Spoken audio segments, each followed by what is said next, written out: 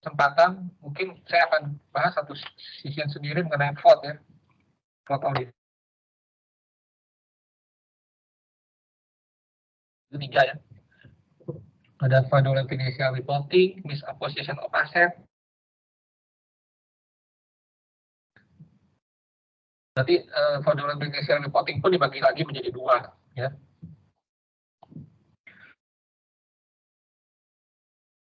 Misappropriation dan non-cash misappropriation. Tadi juga teman kamu juga menyinggung adanya namanya.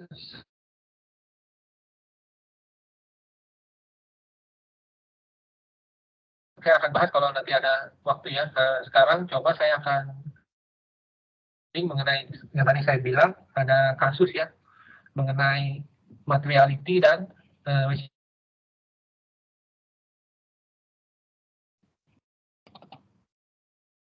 saya mau nanya Pak.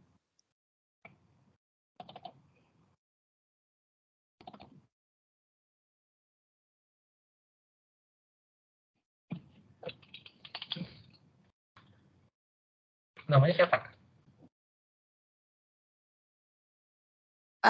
Namanya Stephanie Pak, 226.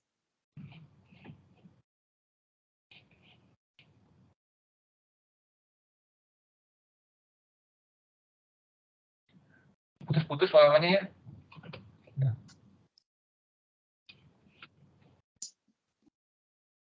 Halo, bisa dengar? Iya ya. Saya mau nanya, gimana caranya perusahaan itu ngebuat karyawannya betah untuk kerja di kantor ya? Ya. Gimana caranya perusahaan itu bisa ngebuat karyawan itu betah untuk kerja di kantor dia sehingga bisa menghindari terjadinya fraud triangle?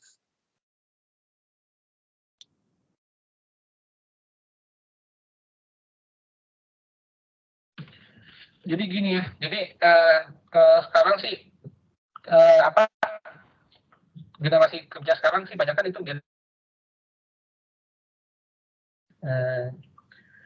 milenial. Majority sekarang dimasukin generasi milenial. Kita harus yang tuh mempunyai kebiasaan seperti apa gitu ya. Intinya sifat milenial itu kebanyakan tuh mereka maunya bebas gitu ya. Kalau bisa masuk kerja juga flexi time gitu. Pakai kerjanya juga bebas. Ini banyak diadopt sekarang oleh perusahaan-perusahaan startup, Tokopedia, macam-macam, Gojek lah, dan startup yang lainnya ya. Nah, kan di suatu perusahaan biasanya tuh punya ada aturan-aturan yang harus dipenuhi oleh karyawan-karyawannya. Ya, saya pernah kerja ketat banget gitu di pabrik ya, 8 pagi gitu ya, mesti absen. Kalau telat lebih dari 15 menit harus izin atasannya dan akan dikasih SP gitu kan, lebih ketat lah gitu ya. Nah,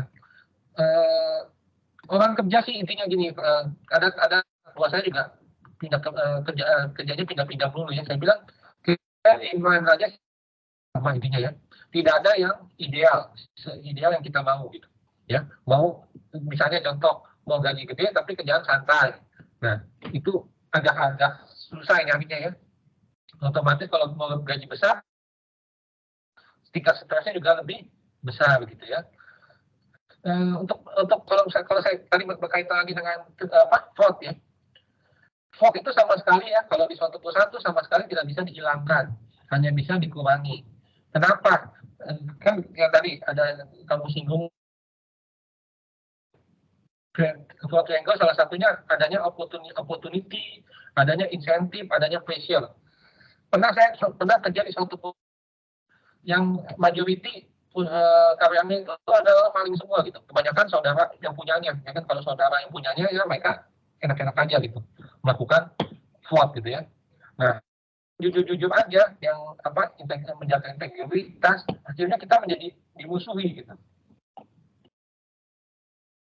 Gimana akhirnya mau nggak mau kita keluar dari perusahaan tersebut gitu. Karena kenapa? Karena pressure di perusahaan tersebut banyak kan dia quote sebagai maling gitu. Ya. Terus saya opportunity, saya pernah juga kerja di suatu perusahaan ya. Semuanya diserahkan kepada saya. tidak ada pemisahan tugas atau segregation of duties. Ya. Mestinya kan misalnya contoh ya, bagian finance tidak boleh dirangkap oleh bagian terus bagian finance purchasing terus dirangkap juga oleh bagian accounting gitu. Jadi semua itu dulu sempat di bawah saya semua. Kalau saya mau melakukan fraud itu peluangnya sangat besar ya, karena semua anggap saya gitu. Tapi tergantung dari kalau saya gua gampang datang, gampang juga hilang gitu. Ya udah kita terus saya ya bukan memang hak saya secara cepat, tapi nanti kalau kawan apa baik saya juga akan jelek gitu. Ya. Tapi tergantung dari masing-masing individu sih. Nah, itu tadi ada 3, tadi ada pressure tadi tekanan di suatu perusahaan, ada opportunity peluang ya. Satu lagi insentif ya. Manusia itu tidak pernah puas ya. Awalnya mereka melakukan fraud gitu, itu karena kekurangan biaya hidup misalnya. Tapi karena pas melakukan fraud itu tidak pernah ketahuan gitu, akhirnya mereka menjadi serakah gitu, mendapatkan lebih dan membeli kebanyakan bukan sesuai kebutuhan tapi berdasarkan keinginan. Nah kalau tadi pertanyaannya dari siapa Stefani, kalau sama sekali dihilangkan sih sama sekali tidak bisa ya, hanya bisa dikurangi. Nah bagaimana sekarang kita menggrab milenial, yaitu ya makanya perusahaan-perusahaan startup sekarang banyak memberikan kebebasan. Malah kalau misalnya di Shopee gitu ya, apalagi di luar negeri ya, untuk main game, ada tempat istirahat, ngambil makanan, kue-kue bisa sepuasnya gitu. Banyak perusahaan-perusahaan sekarang sudah sekarang nih lebih banyak milenial yang akan masuk sebagai tenaga kerja gitu. Tapi kalau semuanya instan ya, instan dan tidak ada tekanan gitu. Nah, kalau dari segi skill sih ya gitu ya, tapi dia maunya instan gitu. Tapi saya bilang semua proses itu tidak ada instan, semuanya harus step by step itu, tidak bisa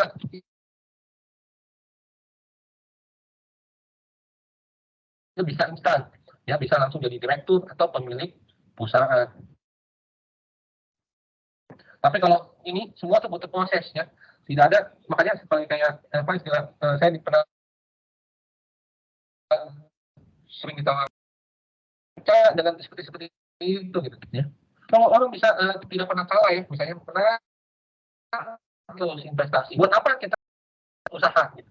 Pertama, kedua, kalau saya punya robot tradingnya, buat apa saya sharing ke orang lain? Kalau saya bisa dapat untung terus menerus gitu. Saya bilang robot trading itu sistemnya ponzi gitu ya, dan itu terbukti ya. Saya bilang ya, di awal Januari awal tahun tuh saya sempat ngomong juga di bagian ini, saya bilang nggak lama lagi robot trading itu akan collapse, dan hasilnya itu terbukti 2 minggu kemudian satu-satu hanya collapse ya, dan sampai sekarang gitu kasusnya. Itu kenapa? Karena manusia pada prinsipnya serakah gitu, ada kebutuhan, mau yang intinya mau dapat uang cepat tanpa kerja gitu. Ya. Itu salah satu kelemahan milenial gitu, maunya prosesnya instan, mau dapat uang cepat, dapat uang banyak, tapi kerjanya tidak maksimal gitu. Ya, tapi saya tidak bilang semuanya ya, tapi majority seperti itu milenial ya. Kenapa? Salah satunya juga milenial itu ya, kalau menurut survei ya, ini menurut survei bukan menurut saya ya, prioritas nomor 1, kalian ada yang tahu nggak prioritas dalam hidup itu apa?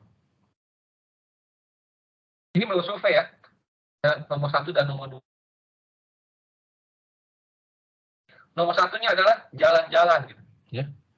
Jadi milenial tuh sukanya jalan-jalan tuh ya, lifestyle kayak hidup gitu, nongkrong di kafe atau yang instansi yang lokasi bagus untuk masuk ke Instagram gitu. Padahal itu kadang-kadang kosnya lumayan mahal gitu. Kosnya lumayan mahal kan, kamu nongkrong di kafe mestinya kopi cuman Bapak bisa 50.000 sampai 100.000 gitu, hanya untuk istilahnya untuk lifestyle gitu. Dan jalan-jalan. Makanya kalau rumah, kebetulan saya lama berkecimpung di bisnis perumahan ya. Bagi milenial itu bukan nomor 1 atau nomor 2 ya. Bagi dia itu adalah nomor 3 atau nomor 4 gitu. Mereka penting lifestyle dulu gitu. Jadi kadang-kadang milenial itu tidak punya tabungan gitu. Ya.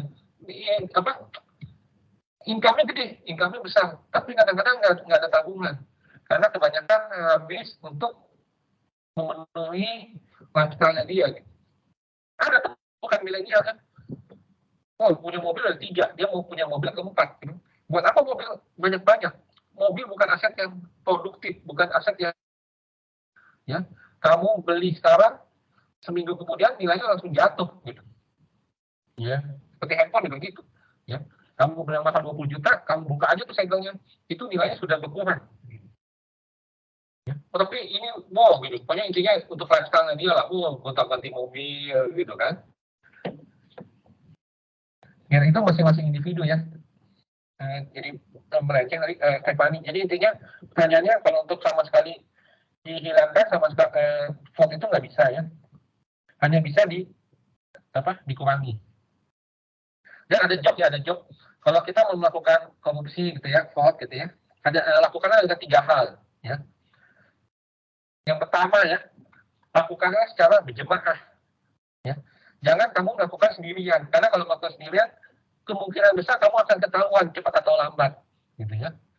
Terus yang kedua, lakukannya dalam jumlah yang material, jangan jumlah yang kecil-kecil. Kalau jumlah yang kecil juga repot kamu masuk penjara, disiksa gitu kan. Kalau kayak sekarang dong yang melakukan korupsi yang gede-gedean masuk penjara juga kayak dia hanya itu doang, belum tentu masuk penjara gitu. Dan yang ketiga, ada joknya ya. Kalau melakukan fraud itu, kamu lakukan secara adil dan merata baginya ya.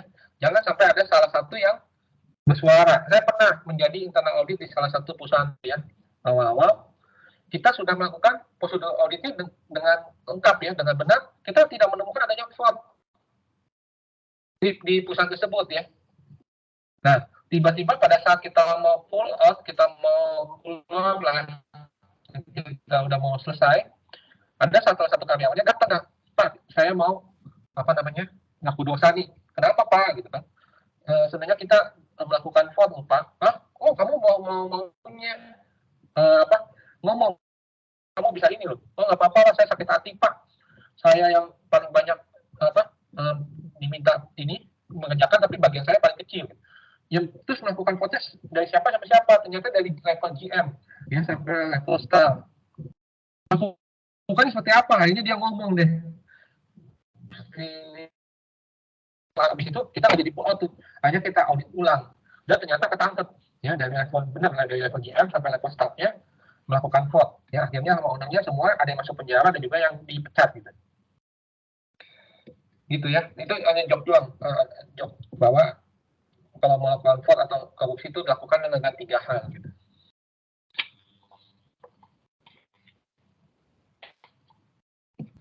Nah, udah jelas belum tadi siapa Stephanie?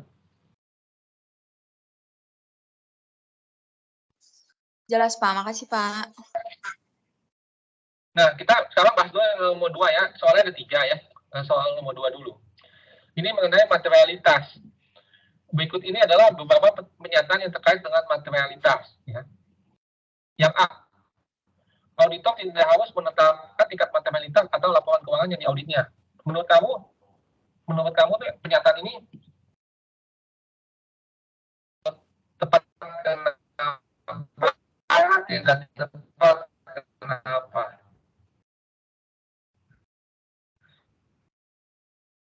Yang B, hanya dipengaruhi hanya memberikan panduan langkah-langkah auditor dalam penentuan nilai total aktiva dan pendapatan sering digunakan auditor sebagai basis dalam penentuan materialitas.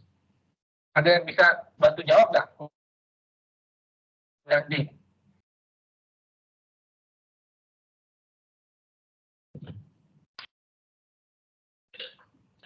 Menurut kamu ya, pernyataan ini tepat atau tidak tuh mengenai yang terkait dengan materialitas? Masing-masing punya jawaban masing-masing ya untuk poin A, poin B, poin C, dan poin D.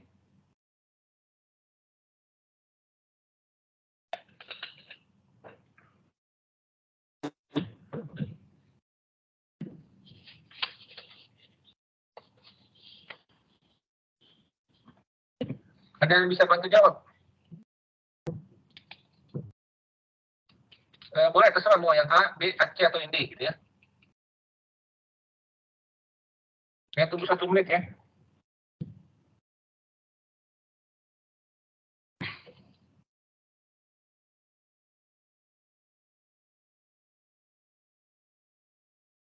Pak, mau coba jawab. Siapa namanya? Tania. 324. Tania. Tania ya? Iya. Kamu mau jawab nomor yang poin apa? Yang A. Ya, silakan. Menurut saya pernyataan itu tidak tepat karena auditor itu harus menetapkan tingkat materialitasnya atas laporan keuangan yang diaudit. Karena kan materialitas itu merupakan dasar dalam menilai resiko dalam proses pengauditan. Menurut saya gitu, Pak. Oke. Nanti saya jawab semua ya. Nanti tunggu. Yang lain ada yang mau jawab lagi nggak?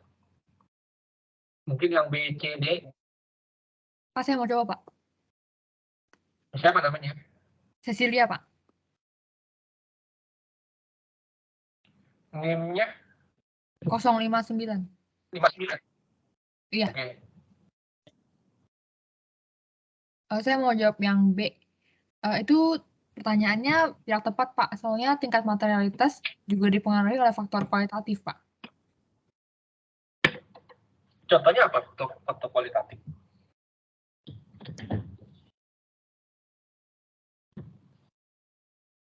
Kalau kuantitatif kan berdasarkan angka. Kualitatif, contohnya apa? Misalnya kayak di angkanya dia itu nggak materialistis, ternyata di laporan kualitatifnya itu ada yang kayak pajaknya belum dibayar gitu, Pak. Jadi makanya itu menyebabkan tidak materialistis gitu, Pak. Oke. Ada yang mau jawab lagi? Yang C dan D?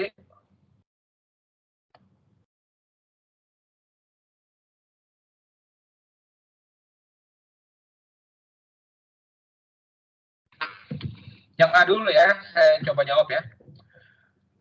Tadi jawaban dari Tania, ya oke, udah benar ya, bahwa pernyataan tersebut tidak tepat. Kenapa? Karena opini auditor dalam opini audit ya, dalam laporan keuangan melingkupi salah saja yang material. Ya. Dengan demikian ya, dalam auditor itu melakukan perencanaan audit, auditor harus menentukan tingkat materialitas sebagai dasar dalam memberikan opini auditnya.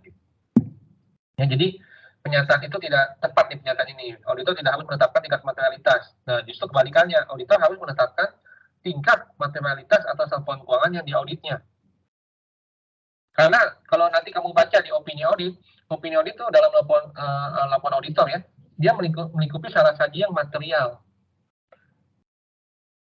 Sehingga si auditor itu harus menentukan tingkat materialitas atas laporan keuangan yang diauditnya untuk dasar dalam memberikan suatu opini. Yang B ya, pernyataan tadi benar juga dari Cecilia. Tingkat materialitas hanya dipengaruhi oleh faktor-faktor kuantitatif yang dinyatakan sebagai angka ya. Ternyata bisa dipengaruhi oleh kualitatif. Contohnya apa faktor-faktor kualitatif? Seperti apakah ini penugasan pertama kali atau tidak bagi auditornya ya. Kalau penugasan pertama kali bagi auditornya, maka auditornya mungkin menentukan materialitasnya lebih tinggi ya. Kenapa? Karena kan dia belum tahu klien itu seperti apa. Tapi kalau penugasan auditnya itu sudah berulang, mungkin dia menentukan tingkat materialitasnya menjadi lebih kecil. Misalnya faktor kualitatif contohnya apa lagi?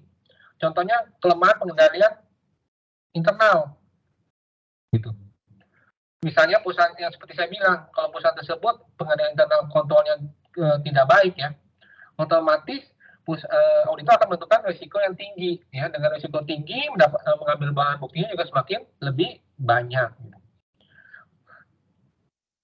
Terus misalnya apa lagi? Misalnya faktor kualitatif apabila misalnya perusahaan tersebut ada pengganti inti dengan manajemen baru. Nah, itu kadang-kadang itu pertimbangan juga dalam menentukan suatu tingkat materialitas.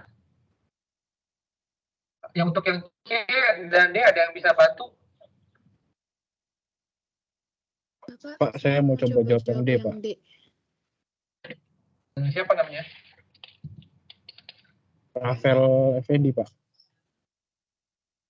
Rafael Effendi. Oke. Menurut saya yang D, total aktiva dan pendapatan sering digunakan auditor sebagai basis dalam penentuan materialitas. Menurut saya itu benar, Pak, karena dalam menentukan materi realitas itu ada 3, yaitu ada earning base. Nah, kalau earning base itu materialitasnya itu mengacu pada laba, Pak. Nah, jadi kalau sedangkan yang activity base itu dia angka materialitasnya mengacu pada kinerja, yaitu pendapatan dan biaya. Nah, jadi menurut saya total aktiva dan pendapatan itu setuju sering digunakan auditor sebagai basis dalam penentuan materialitas, Pak. Terima kasih. Oke. Untuk yang bisa bantu, sebelum saya coba ini.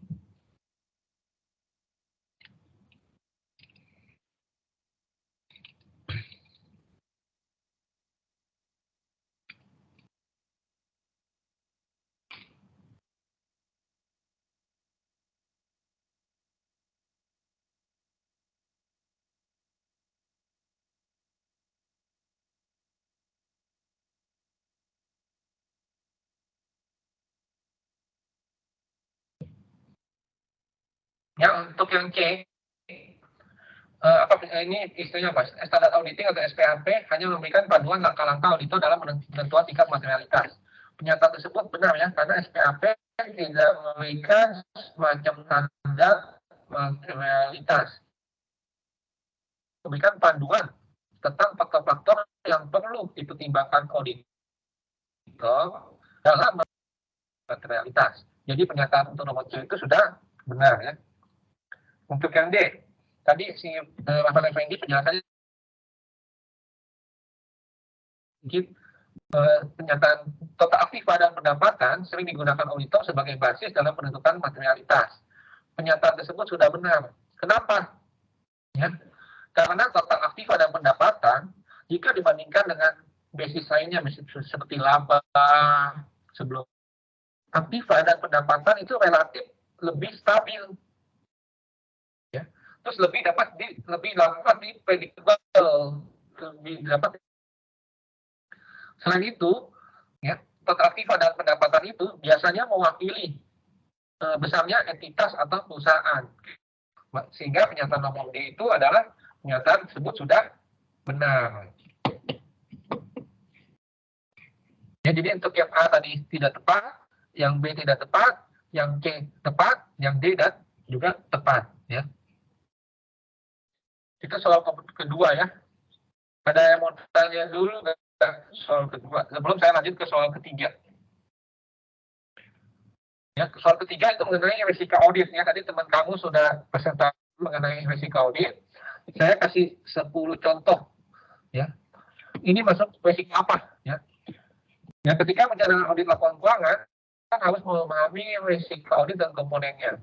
Untuk ilustrasi di bawah ini, pilih salah satu komponen risiko audit yang langsung berhubungan dan berikan penjelasan sehingga mengenai, lalu saya jelasin risiko audit itu ada 4 ya. Yang pertama adalah risiko perikatan atau penugasan, engagement risiko deteksi atau detection risk, risiko pengendalian atau control risk, dan risiko bawaan atau inherent risk.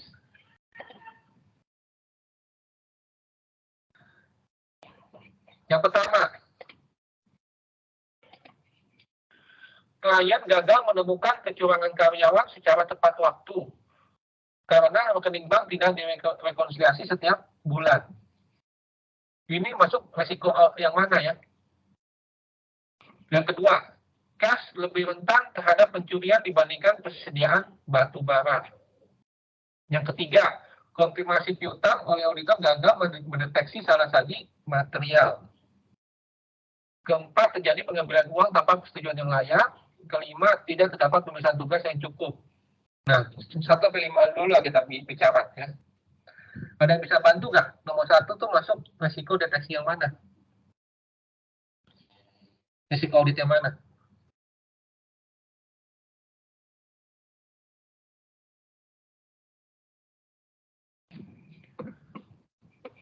Ya, saya kasih contoh satu ya.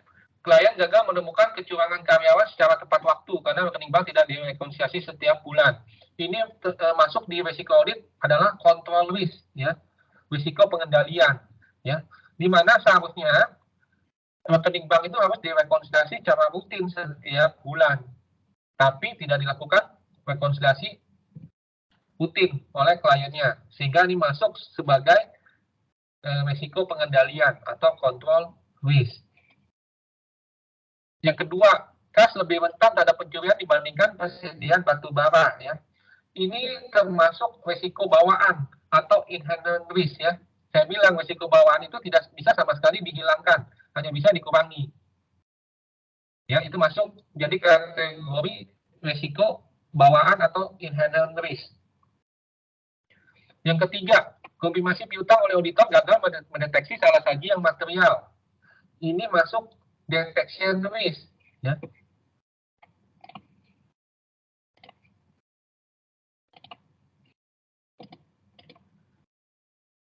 Atau risiko deteksi.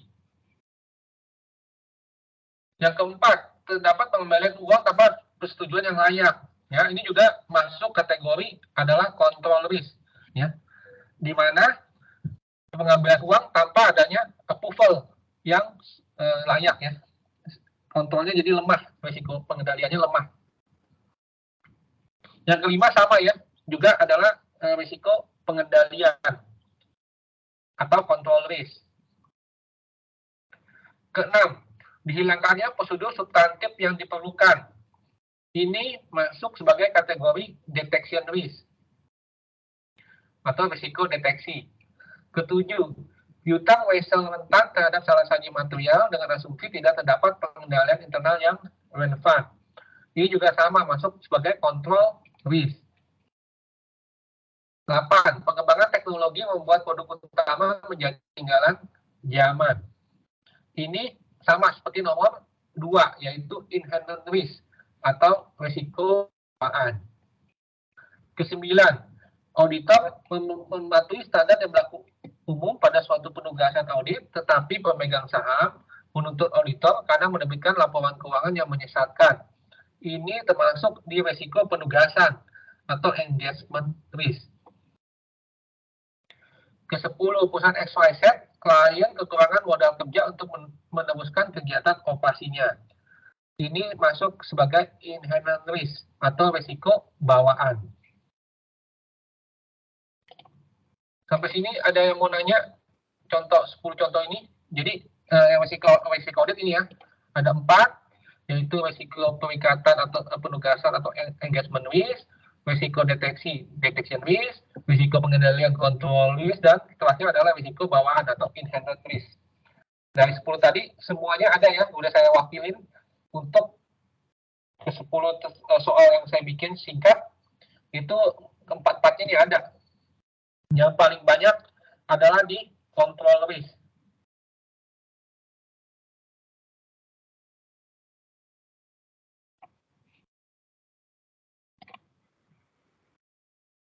Ada yang mau tanya? Kalau ini mengenai materialitas ya, ini ada hitungannya sedikit ya.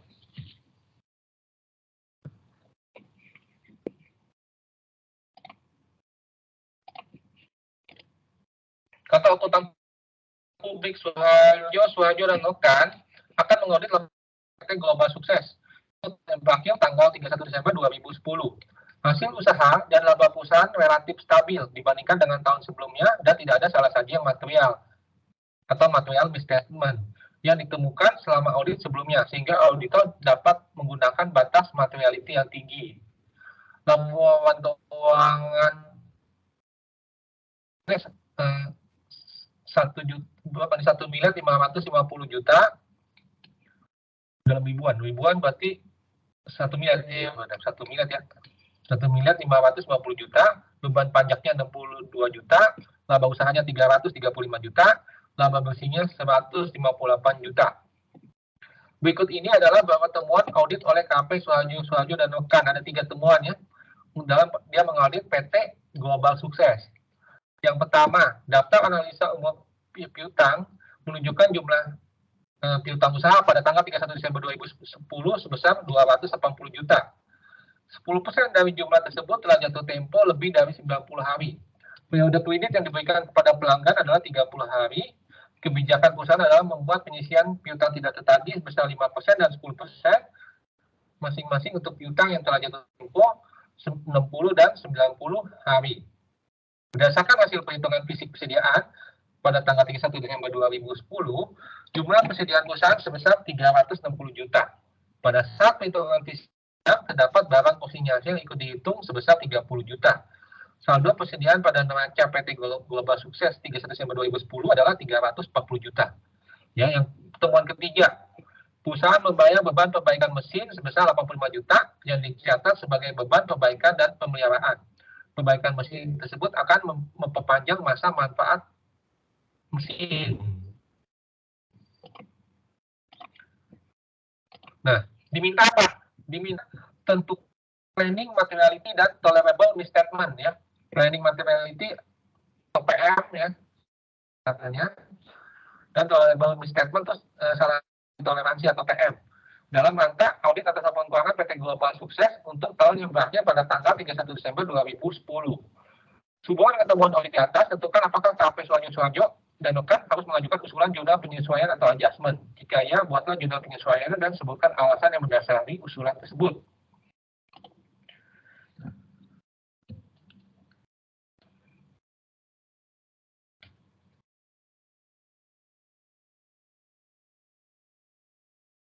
Ya, jadi kita tentuin dulu planning materiality ya. Di minggu lalu, kita tentuin dulu. Kita mengambilnya dari mana nih? Ya, karena hasil usaha dan laba perusahaan relatif stabil, ya, maka si auditor bisa mengambil dari laba sebelum pajak dalam hal ini. Laba sebelum pajaknya berapa? Ya. Laba sebelum pajak berarti kan laba bersih kita tambahin beban pajak 158 juta ditambah 62 juta sehingga didapatlah laba sebelum pajaknya 220 juta ya. Jadi kita ngambilnya dari laba sebelum pajak 220 juta. Nah, kita tentuin planning materiality. Planning materiality minggu lalu di teori saya jelasin ya. Persentasenya biasanya 3 sampai 5%. 3-5% yang diambil auditor ya. Nah, di sini disebutin di soal ya.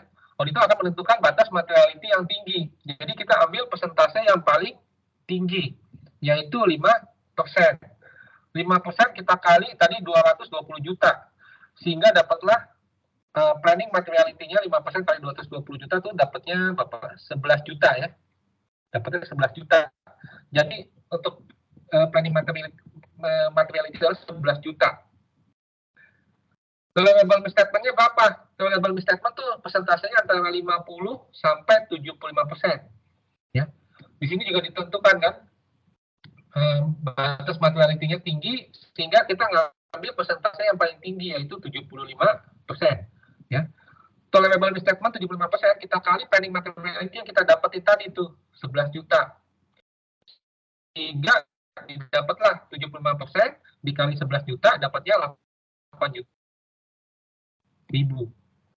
Ya, jadi pertanyaan yang A sudah terjawab. Ya, kalau kita tentukan planning materiality-nya berarti 5% dikali laba sebelum pajak. Ya, 5%. Dalam hal ini laba sebelum pajaknya adalah 220 juta. Sehingga didapatlah angkanya 11 juta. Tolerable misstatement karena menentukan batas materiality yang tinggi tentunya di angka 75% kali PM ya. PM-nya nanti berapa? PM-nya 11 juta. 70 kali 11 juta dengan 8.250.000.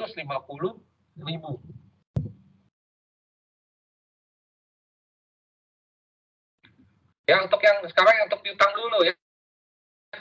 Untuk piutang nilai total piutangnya adalah 280 juta. Tempo lebih dari kita hitung, berarti 10%-nya dari 280 juta adalah 28 juta ya. Nah, piutang yang sudah lebih dari 90 hari itu hanya 10% dari total piutang yang sudah jatuh tempo. Jadi penyisian piutang tidak tertangginya adalah 10%, 2.800.000.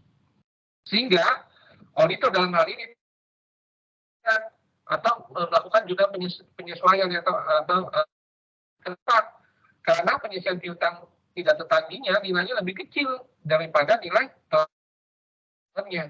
Tolerable misstatement adalah batas toleransi yang dapat dapat dimaklumi oleh diterima oleh auditor. Tadi tolerable misstatement-nya adalah 8.250.000 ya. Sedangkan untuk penyisian piutang tidak tertagih untuk yang jatuh tempo lebih dari 90 hari, nilainya hanya 10% kali 28 juta, yaitu 2.800.000. Jadi 2.800.000 lebih kecil kan daripada 8.250.000. Sehingga dalam hal ini auditor tidak perlu melakukan koreksi apapun ya atas temuan yang nomor yang A ya, temuan pertama. Nah, untuk yang persediaan ya dari hasil pemetaan fisik nilai 60 juta. Ternyata ada 30 juta adalah barang konsinyasi, sehingga itu harus dikeluarkan ya dari nilai persediaan. Sehingga nilai persediaan di perusahaan global sukses adalah 360 juta kurangi 30 juta dapatnya 340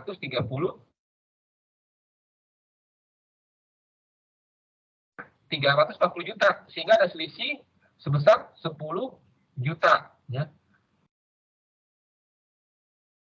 Selisih 10 juta ini lebih dari tolerable misstatement kita ya, dari nilainya 8.250.000, sehingga perlu dilakukan jurnal penyesuaian. Jurnal penyesuaian seperti apa? Debetnya adalah beban lain-lain, selisih perhitungan fisik persediaan, kreditnya adalah persediaan itu sendiri ya, nilainya adalah 10 juta. Yang terakhir, perusahaan membayar beban perbaikan mesin sebesar 85 juta yang dicatat sebagai beban perbaikan dan pemeliharaan. Perbaikan mesin tersebut akan memperpanjang masa manfaat mesin. Ya, beban perbaikan mesin ini sebesar 85 juta ini lebih besar daripada nilai tolerable misstatement kita ya, yang hanya 8.250.000, sehingga perlu dilakukan jurnal penyesuaian oleh auditor ya. Debetnya apa? Debetnya adalah harga perolehan mesin atau ini maksudnya ke fixed asset ya, harga perolehan mesin itu maksudnya ke fixed asset. Kreditnya kita hapusin beban perbaikan mesinnya 85 juta ya. Jadi debetnya adalah harga perolehan mesin aktiva tetap. Kreditnya beban perbaikan mesin nilainya 85 juta. Itu. Sampai sini ada yang jelas nggak?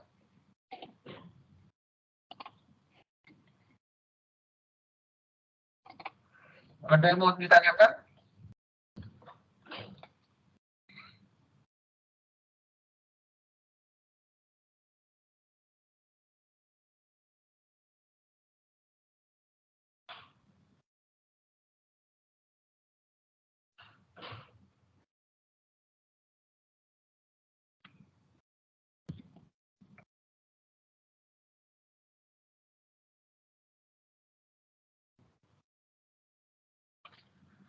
Saya kasih waktu 1 menit ya. Kalau ada yang mau nanya.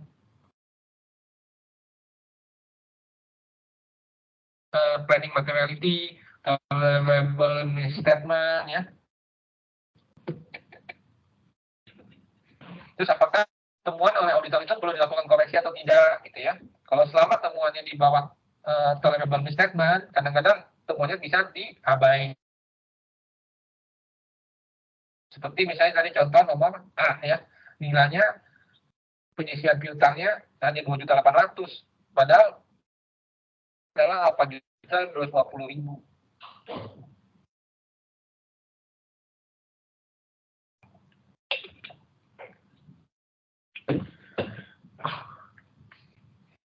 Pak, saya mau nanya, Pak.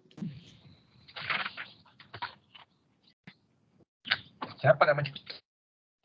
Morin, Pak. Namanya siapa? Morin, Pak. NIM-nya? NIM-nya 35. Oke. Tapi materinya yang tadi Pak pas dipresentasiin. Tentang apa ya? Yang tadi Pak, kalau di suatu perusahaan tuh tiba-tiba audit itu partnernya itu resign, terus diganti sama yang baru. Apakah harus mulai dari ulang lagi client acceptance-nya Pak atau gimana?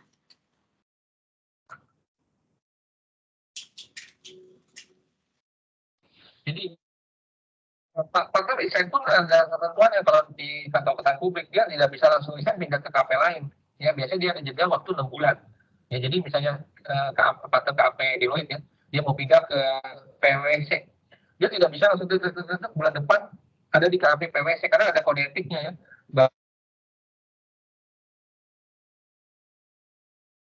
Di KP PwC, kecuali dia pindahnya bukan di kantor ketan publik lagi ya.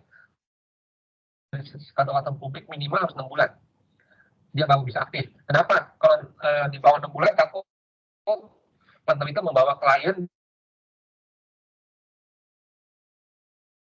Nah, pertanyaan kamu, apakah perlu dilakukan audit ulang lagi?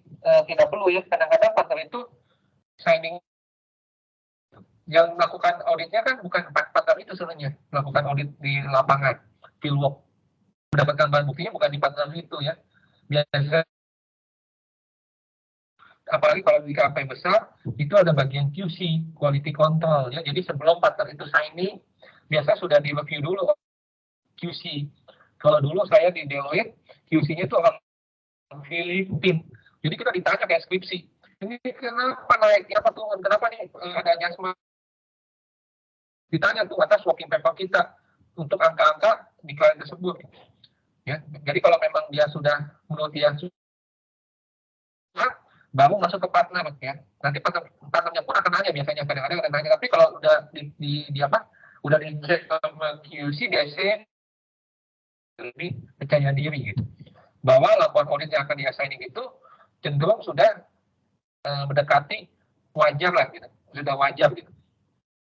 Itu jadi pertanyaan kamu tidak perlu dilakukan audit ulang ya. Saya pun pernah kasus ya, pernah ada kasus bukan partnernya malah desain. Saya auditnya holdingnya di Jakarta dulu di Gang Macan ya di Gang Bogor.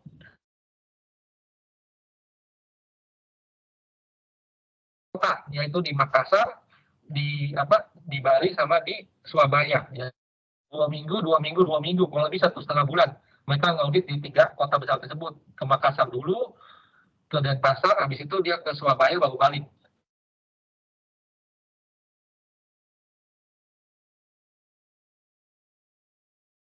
Minta ke klien kita, saya minta audit ini karena dia audit itu resign dua-duanya take over untuk kerjaan ya. Kita baca lagi working paper-nya mereka gitu. Temuannya di mana, dari situ kita harus diskusi atau pusat kalau harus saya yang dijelasin. Akhirnya saya baca tuh working paper-nya mereka atas auditnya mereka.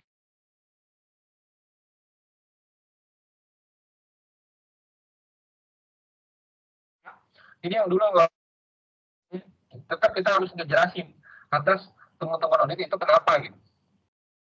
Jadi tidak bisa dilakukan audit ulang kan, kalian nggak mau lah bayarin lagi hotel, pesawat, terus waktu juga kadang-kadang nggak cukup untuk diaudit ulang. Itu sih Maureen.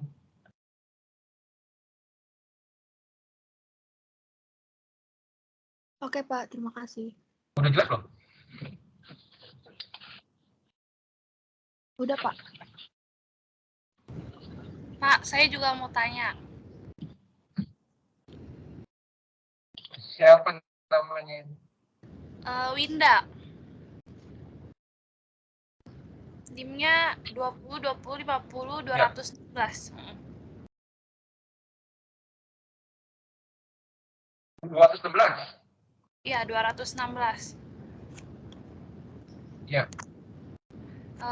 Saya mau tanya Pak, tadi di risiko audit kan ada detection risk. Nah, di situ dia bilang kalau di mana auditor itu tidak bisa mendeteksi salah saji yang ada dalam saldo akun. Terus ada nggak cara-cara atau langkah-langkah buat menghindari resiko ini, Pak?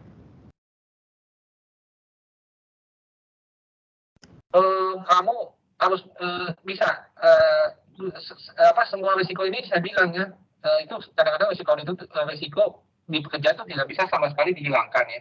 Kita hidup aja pas semua ada risiko. Kita jalan aja, kita udah jalan di trotoar gitu ya, paling hati-hati, tiba-tiba ada motor nyelonong di trotoar, kita ketabrak gitu kan. Ya.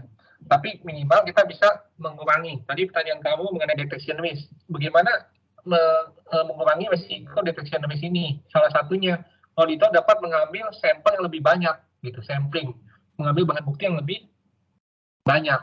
Ya, diharapkan dengan sampel yang diambil lebih banyak, tingkat risiko atas deteksi ini bisa eliminir, dikurangi. Gitu. Tapi jangan semuanya kamu ambil semuanya lebih banyak ya. Kenapa? Karena kamu akan pekerjaannya akan lebih lama, waktunya akan lebih lama. Gitu. Makanya biasanya auditor itu akan menentukan dulu akun-akun mana yang risikonya paling besar pada saat dia mau melakukan audit gitu. Itu biasa dilakukan di tahap perencanaan audit. Gitu.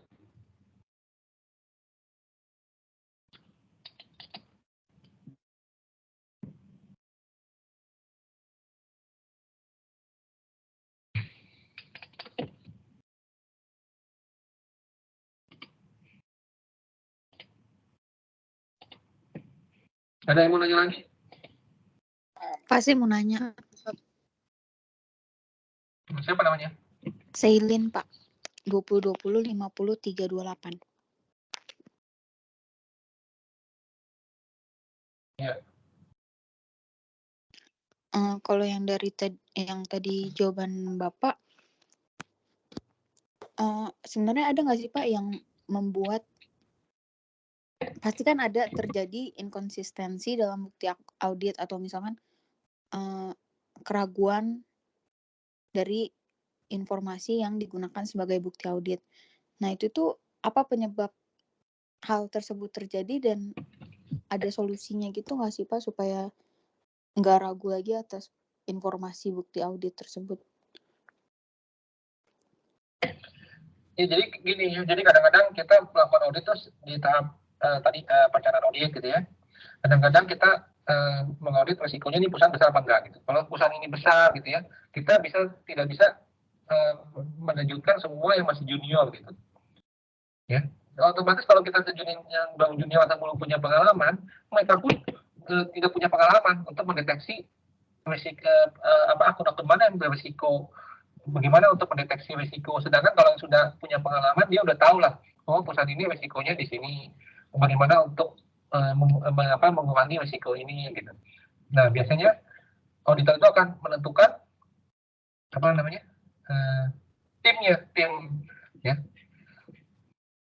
Jadi misalnya kalau perusahaan kecil mungkin nggak perlu level supervisor 2 orang, satu mungkin level staff, satu level supervisor. Tapi kalau perusahaannya besar mungkin dia mesti terjunin manajer yang senior gitu ya, udah senior dia akan lebih tahu gitu.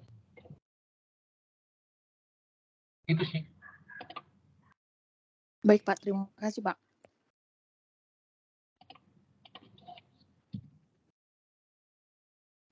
Ada yang mau nanya lagi? Nah, Bapak, saya mau tanya Pak. Siapa? Luciana Pak, 295. Oke. Kan tadi Bapak kasih contoh-contoh tentang resiko audit itu kan ya Pak. Saya masih bingung deh bedain resiko deteksi sama resiko pengendalian itu di contohnya itu kayak gimana ya Pak? Tadi kan yang saya jawaban deteksi itu nomor 3 sama nomor 6 kan? Nomor 3. Contoh ya. Nomor 3, konfirmasi piutang oleh auditor gagal mendeteksi salah saji material. Itu risiko deteksinya, risiko deteksi. Kenapa auditor sudah melakukan konfirmasi piutang tapi masih bisa gagal mendeteksi salah saji material? Mungkin yang melakukan konfirmasi piutang dia melakukan konfirmasinya asal-asalan aja gitu. Dia tidak memilih misalnya konsumen yang paling besar, yang punya outstanding piutang, atau misalnya dia tidak memilih konsumen yang mempunyai saldo outstanding piutang yang jangka waktunya cukup lama, gitu. Ya, sehingga pada saat dia konfirmasi piutang itu tidak bisa mendeteksi bahwa piutang itu benar apa enggak, gitu. Padahal auditor sudah menjalankan prosedur audit dengan benar. Salah satu prosedur auditnya adalah melakukan konfirmasi piutang. Terus misalnya nomor 6 tadi, dihilangkannya prosedur substantif yang diperlukan. Padahal prosedur substantif itu mungkin penting untuk memeriksa akun tertentu di perusahaan tersebut. Tetapi karena mungkin ada keterbatasan waktu atau tidak punya kecakapan dari tim auditnya, dia tidak melakukan prosedur substantif. Malah dia menghilangkannya. Sehingga itu termasuk sebagai detection risk. Kalau control risk itu lebih cenderung misalnya, ya tadi soal nomor 1, ya. Kalian itu tidak melakukan rekonsiliasi bank secara rutin setiap bulan. Ya, kalau otomatis kan kontrolnya lemah dong. Dia tidak melakukan rekon gitu. Contoh lagi misalnya nomor 4. Terjadinya pengambilan uang tanpa persetujuan yang layak, tidak ada segregation of duties, pembagian wewenang gitu. Ya, semua misalnya owner atau siapa, manajer bisa mengambil uang seenak-enaknya aja gitu. Tanpa ada persetujuan misalnya, di atas 50 juta harus ada persetujuan owner gitu. Ya. Atau sampai 5 juta untuk pengeluaran uang, itu harus ada tanda tangan owner gitu, pemiliknya. Ternyata enggak ada. Manajer itu mungkin karena dia mau ngambil 50 juta, 100 juta, 200 juta, bebas-bebas aja gitu, tanpa ada kontrol. Begitu juga nomor 5, ya, kontrol risk. Tidak ada pemisahan tugas yang cukup.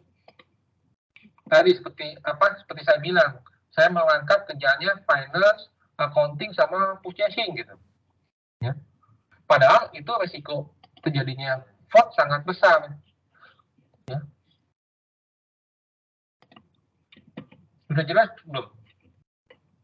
Kalau yang tadi nomor 7 itu masuk ke mana ya, Pak? Control risk. Oke, Pak. Makasih, Pak. Oke, saya rasa untuk malam ini kuliahnya kita akhiri dulu ya. Kalau mau tanya mungkin minggu depan bisa, minggu depan kita lebaran ya. Kita join lagi tanggal 12 ya. Tadi saya udah cek untuk tugas ya. Tugasnya itu dikumpulin berarti di tanggal 19. Dibikin kelompok aja. Maksudnya dikerjain secara kelompok ya. Sesuai kelompok yang presentasi ini. Dikumpulkan sekitar tanggal 19. Ditulis tangan. Oke, sampai sini ada yang mau tanya lagi? Ya, kalau nggak ada pertanyaan lagi, mungkin kuliahnya kita akhiri dulu untuk malam ini ya. Selamat malam, selamat liburan ya. Liburnya lumayan lama ya. Oke, selamat malam. Makasih, Pak. Makasih, Pak. Malam, Pak. Terima kasih, Pak. Makasih, Pak. Malam, Pak. Makasih, Pak. Makasih, Pak. Terima kasih, Pak.